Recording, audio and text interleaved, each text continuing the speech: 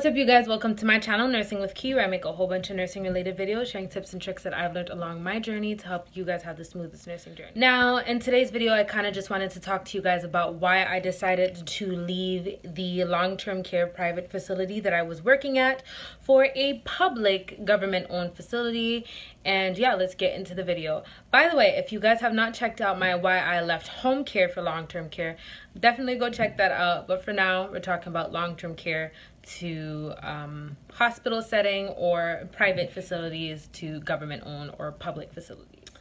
Now, just a little recap on why I left home care. I just didn't think it was fast-paced enough for me. I didn't feel like I was learning enough. I didn't feel like I was exposed to enough to be my ultimate goal, which is be the best nurse that I could possibly be. And obviously you do that with experience. And I just didn't feel like I was doing enough hands-on stuff. I didn't feel like I was seeing enough to, be that. And then I decided to move to a long-term care setting, which was a great experience. I met a lot of great people who gave me amazing advice. I mastered time management because I was working with multiple patients. I had multiple patients, multiple residents in a day that I had to take care of. So I was, forced to master, prioritization and time management. But then, long-term care kind of started to get a little bit boring, a little bit repetitive because you were constantly seeing the same people. You kind of get to know everybody by heart, and then it's not really different. You're not really, mastering prioritization or time management anymore because you're doing the same thing with the same people who have the same problems every day. So I didn't feel like eventually I started feeling like I wasn't being stimulated enough. On top of that, there is this thing with these private frigging facilities, and I know some of you guys out there feel me. Some of you guys might not be able to relate, and I really am happy for you guys. But for the most part, from every CNA, every nurse that I've met who works in long-term care facilities, we all have the same complaint, and we leave our shifts burnt out because we do everything. You do everything. Private facilities do not want to hire enough staff. For example, in the facility that I was working at, not only did we have to do our hygiene care or our regular care for our patients, we had to give medications, we had to do kitchen work. That's apart from feeding. I'm talking actual kitchen work. Do feeding, do janitorial work. We had so many things to do. So you would come in, you would have to give care, go down to activities, come back up, go to the cafeteria, serve the food, help with the feeding, come back up, give medications, and finish off with your care. Like, it was way too much for how much we were making. Like, it was way too much. And I just felt like I was getting so burnt out. And I learned so many skills in school when it comes to this whole nursing thing.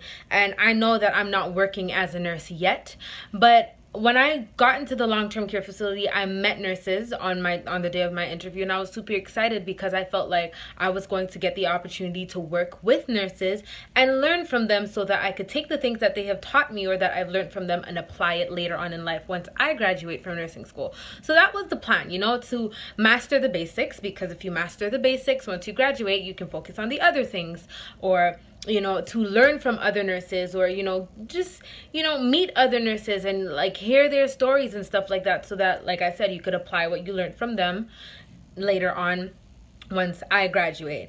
But the facility didn't want to hire nurses, so we had no nurses. We had nurses, but they were only there in the morning, and they didn't work for the facility. They worked for the government and then came to us.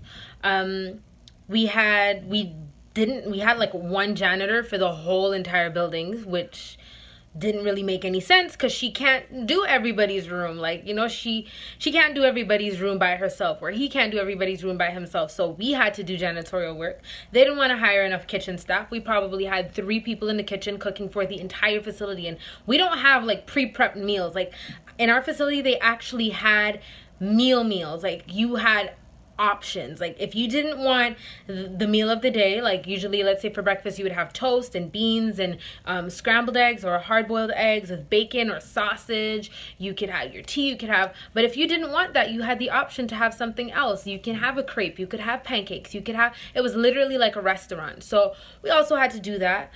And eventually, like, especially when they started making us do medications, like, one, that wasn't really in our scope of practice.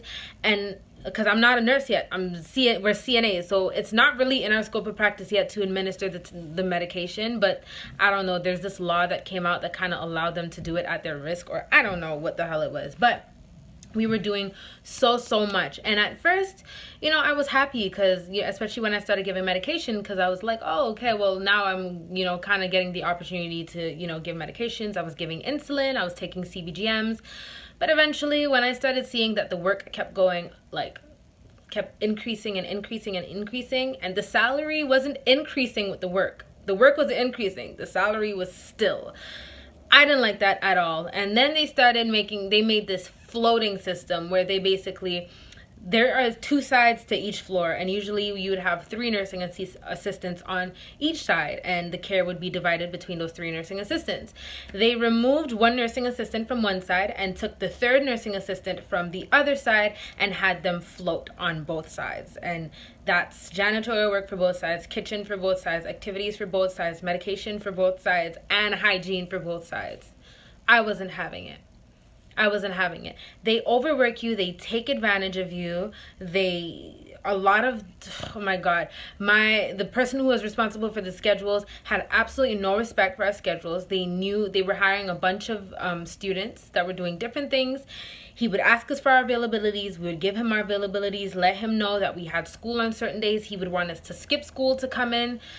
It was a wreck, like, it was a mess. And I started, like I said, I wasn't stimulated enough. So I felt like I had to leave, and I applied in a hospital setting where now I have the opportunity to work in emergency. I have the opportunity to work in ICU. I have the emergency, the emergency. Have I been saying the emergency the whole time? I mean, I have the opportunity to work in ICU and in Emerge and in a whole bunch of different areas. I have, they actually have 2 facilities, and they have that hospital actually owns another long-term care facility, but the long-term care, I'm sorry guys, my phone died, but that other long-term care facility is for people who have serious respiratory problems. So a lot of them are nebulizers and ventilators, and so you're exposed to so much, and you get to, like I said before, see the other nurses do the nursing stuff that you can't do, but it's still a learning environment for you because you get to see a bunch of people around you handle different situations differently, do things different ways, and you can kind of use that to your advantage later on. So that is the main reason why I felt like I had to leave long-term care, especially private long-term care facilities.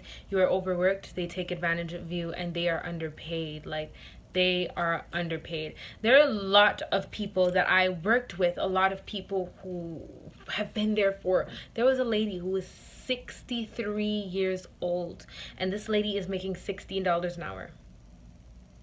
I am making $14 an hour, a starting salary.